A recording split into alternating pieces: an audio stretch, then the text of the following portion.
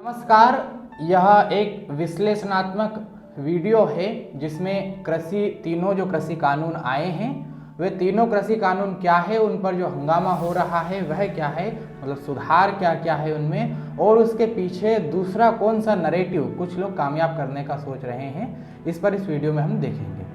तो पहले जानते हैं आसान भाषा में कि ये तीनों कृषि कानून क्या है। पहला है एक देश एक बाजार व्यापार अध्यादेश।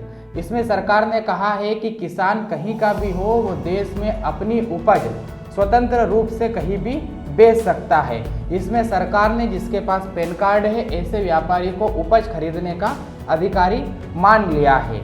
तो इस कानून में एक बात और कही गई है कि किसान और व्यापारी इन दोनों के मध्य अगर किसी प्रकार का विवाद होता है तो उस विवाद को सुलझाने का कार्य स्थानीय एसडीएम को करना है। अगर एसडीएम यह नहीं कर पाता है तो यह कार्य फिर कलेक्टर, उस जिले के जिला कलेक्टर करेंगे।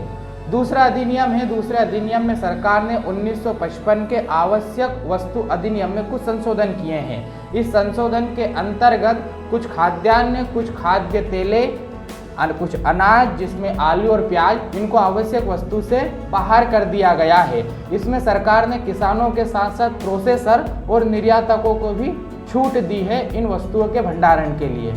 तीसरा कानून है कॉन्ट्रैक्ट फार्मिंग, संविदा खेती, अनुबंध खेती। इसमें किसान और व्यापारी इन दोनों के मध्य, जैसे कि हम इसे उदाहरण से समझे कि एक आलू की फैक्ट्री किसी गांव के पास में है, तो उस गांव के कोई किसान और आलू की फैक्ट्री के व्यापारी, इन दोनों के मध्य कॉन्ट्रैक्ट होगा।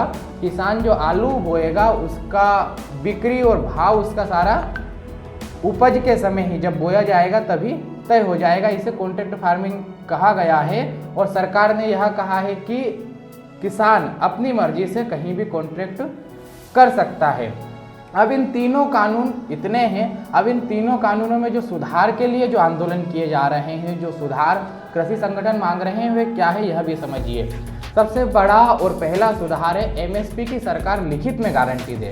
कृषि संगठनों का कहना है कि इन तीनों अधिनियमों में सरकार ने एमएसपी, न्यूनतम समर्थन मूल्य की गारंटी नहीं दी। न्यूनतम समर्थन मूल्य की किसान का उपज इससे कम में नहीं बिकेगा, बिकता है तो सरकार उसकी भरपाई करती है, जो हमेशा से होता आया है। लेकिन वो पहले सरकारी मंडियों में बिकता था, अब भी सरकारी मंडियों में बिकेगा, लेकिन जो कॉन्ट्रैक्ट होंगे, जो व्यापारियों को बेचा जाएगा, उसमें भी सरकार लिखित में न्यूनतम समर्थन मूल्य दे, ऐसा कृषि संगठनों का, किसानों का कहना है। दूसरा यह है कि जो आवश्यक वस्तु अधिनियम है इसमें किसानों को छूट होना चाहिए, प्रोसेसर और निर्यातकों को छूट नहीं होना चाहिए। साथ ही एक सीमा से अधिक भंडारण नहीं होना चाहिए ताकि इनके भाव ना बढ़े और उपभोक्ता को भी, यानी ग्राहक को भी वस्तुएं एक उचित भाव में मिल सके। इतनी कहानी है इन तीन कृषि कानूनों और इन तीनों कृषि कानूनों के सुधार की, जिसमें सबसे बड़ी बात है एमएसपी की, न्यूनतम समर्थन मूल्य, कि इससे कम में किसान का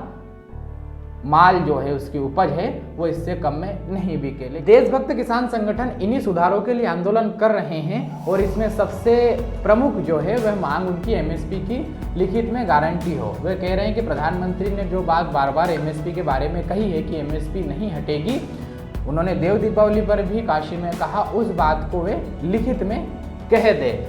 इसके साथ ही वह इसका उदाहरण देते हुए बता रहे हैं, वो इसलिए कह रहे हैं किसान संगठन कि अगर किसी किसान के साथ अन्याय होता है, एमएसपी नहीं मिलती है, तो उसके पास कानून का सहारा होगा। साथ ही एक बात और ध्यान में आई है कि गृह मंत्री ने जब यह कहा है कि हम 3 दिसंबर को कृषि संगठनों से बातचीत करेंगे, उसके बाद एक यह खबर भी आई है कि जो कृषि संगठन है, देशभक्त कृषि संगठन है, वह आंदोलन नहीं कर रहे हैं। वे आंदोलन से 3 दिसंबर तक पीछे हट गए। उनका कहना है कि सरकार से 3 दिसंबर को हम बात करेंगे और उसके बाद अगर हमें संतुष्टि पूर्वक उत्तर नहीं मिलता है, हमारी मांगे नहीं मानी जाती है, तो हम फिर से रचनात्मक ढंग से आंदोलन करेंगे। तो एक प्रश्न यहाँ पर यह उठता है कि जब कृषि संगठन आंदोलन से दूर चले गए हैं, उन्होंने आंदोलन को रोक दिया है, तो अब यह जो आंदोलन कर रहे हैं ये लोग, ये संगठन क्या कृषि संगठन है, किसान है या कोई और है? पिछले दिनों की बात है, किसानों के लिए अपना जीवन खपा देने वाले एक व्यक्तित्व से चर्चा हुई। उन्होंने कहा कि किसान वह होता है जो टिटोली जो वो जीव है जो खेत में अपने अंडे दे देता है, तो किसान उस हल को उतनी दूरी से बाहर निकाल कर, मतलब उतनी दूरी पर किसान अपनी उपज नहीं करता, उतनी जगह को वो छोड़ देता है। तो सोचिए वह किसान कैसे ट्रकों को जला सकता है, ट्रैक्टरों को जला सकता है, वह किसान कैसे एक पुलिस वाले के पीछे ट्रैक्टर चढ़ाने तक की हिमाकत कर सकता है, वह किसान कैसे बैरिकेडिंग्स को नदी में फेंक सकता है। सोचिए वह किसान कैसे पूरी राजधानी की सीमाएं ब्लॉक करने का षड्यंत्र रच सकता है। वह किसान नहीं कर रहा है, वह और कोई कर रहा है। इसके पीछे का पूरा नैरेटिव क्या है वह भी समझिए।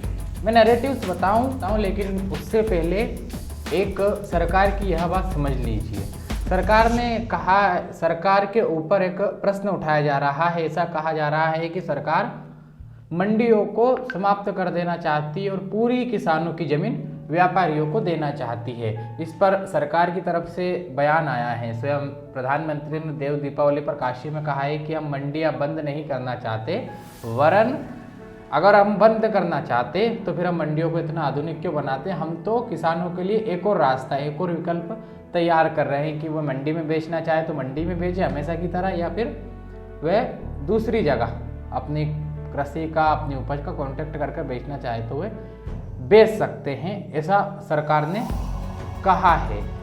इस सब बातों से आपने इतना सुना समझा, इससे एक बात तो समझ में आती है कि जो ये तीनों अधिनियम है ये परंपरागत किसानों के लिए नहीं। वह किसान जो सिर्फ आजीविका के लिए कृषि करता है, जो अधिक पढ़ा लिखा हुआ नहीं है, जो परंपरा से कृषि कर रहा है, उसके लिए नहीं है। यहाँ अधिनियम तो एक क्रिएटिव फार्मर के लिए है, क्रिएटिव किसान के लिए जो कृषि को लाभ का व्यवसाय बनाना चाहता है, जो कृषि से आजीविका से भी कुछ अधिक करना चाहता है। ऐसा लगता है कि ये अधिनियम उनके लिए। लेकिन हम नैरेटिव्स पर बात कर रहे हैं, अभी एक ही नैरेटिव पर बात करेंगे क्योंकि वो इतना बड़ा है। यह किसान आंदोलन जो हाईजैक करने का प्रयास किया जा रहा है, यह किसान आंदोलन, देखिए यह आंदोलन दो प्रकार का है। मैं एक आंदोलन कह रहा हूँ किसान आंदोलन, और एक कह रहा हूँ हाईजैक किया गया किसान आंदोलन। किसान आंदोलन से तात्पर्य उन सभी कृषि संगठनों से मेरा है जो एमएसपी के लिए और जो मैंने सुधार बताए उनके लिए बात कर रहे हैं। और हाईजैक किसान आंदोलन से मेरा अर्थ यह है कि कुछ राष्ट्र विरोधी ताकतें किसानों की आड़ में राजनीतिक दलों की सहायता से इस देश में कुछ गलत करना चाहती है। इसके ये ऐसा लगता है कि यह किसान संगठन भी शाहीन बाग के समानांतर जा रहा है। यह कैसे पता चलता है?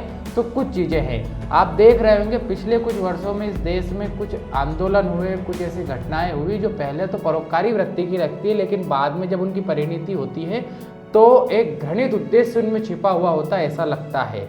दिल्ली में शाहीन बाग में 100 दिनों तक दिल्ली की एक मुख्य सड़क को ब्लॉक किया गया, उस पर लोग धरने पर बैठे रहे और उसकी समाप्ति हुई है दिल्ली के दंगों से। दिल्ली दंगों में कई लोगों की निहत्थे और निर्दोष लोगों की मौत से। ऐसा ही बहुत सी जगह पर लगता है। हाथरस का केस भी पेंडिंग में है। शाहीन बाग के पैरेलल कैसे लगता है मैं उस पर बता रहा हूँ, तो कुछ चीज़ें समझिए। घृणित उद्देश्य के माध्यम से कुछ लोग, कुछ राष्ट्र विरोधी ताकतें देश के बड़े वर्गों को अपने साथ लेना चाहती है, ऐसे जिसमें थोड़ा संख्या बल हो। वैसे ही मुसलमानों को सीए के नाम पर भरमाया गया, अब किसानों को भरमाया जा रहा है। शाहीन बाग में राजधानी की एक सड़क को 100 दिनों तक ब्लॉक किया गया, अब तो उससे बढ़कर राजधानी की सभी सीमाओं को ब्लॉक करने का प्रयास किया जा रहा है। उसके आगे की बात समझिए। शाहीन बाग में असम को भारत से अलग करने के नारे लगे थे। वहां पर शाहीन बाग में असम को भारत से अलग करने के भाषण हुए थे और यहाँ पर खालिस्तान के समर्थन में नारे लगे हुए आपने देखा है। और देखिए कैसे किसानों के नाम पर एक अलग प्रकार का वातावरण, इंदिरा ठोक दी, मोदी क्या चीज़ है, इस प्रकार के नारे तैयार होने लगे हैं। शाहीन बाग में एक बात पता चली थी कि वहीं पे पास में एक पीएफआई नाम की संस्था, ऐसा कहा जाता है कि जो भारत को तोड़ने का प्रयास करती, ऐसी संस्था का कार्यालय था और वह सीए विरोधी कार्यक्रमों के लिए फंडिंग करती थी। और देखा कि छोटी छोटी जगह से उसने 100 करोड़ रुपए की फंडिंग कर ली है। अभी भी जब आप इस किसान आंदोलन को देखेंगे तो आपको पता चलेगा, मैंने पहले ही कहा है कि किसान तो अपने खेत में टिटोली के अंडे भी साइड से निकाल लेता है, हल को, वो तो टिटोल इतनी उपज नहीं करता है, वो छोड़ देता है। लेकिन यहाँ पर किसान आंदोलन में ट्रैक्टर शोरूम से नए उठकर और उनको आग लगाई जा रही है। तो सोचिए इतना पैसा कौन दे रहा है, इतनी फंडिंग कहाँ से हो रही है। और एक बात पता चली है कि कुछ लोगों ने कहा है कि हम 26 जनवरी तक आंदोलन करने के लिए घर से निकले, कि तब तक हम रहेंगे। तो 26 जनवरी तक का इनका राशन पानी कैसे निकलेगा, यह सब बात आपको समझना पड़ेगी। और इसकी फंडिंग कहाँ से हो रही है, धीरे धीरे जैसे शाहीन बाग के बाद पता चला, तो हो सकता है इसके बाद भी पता चले।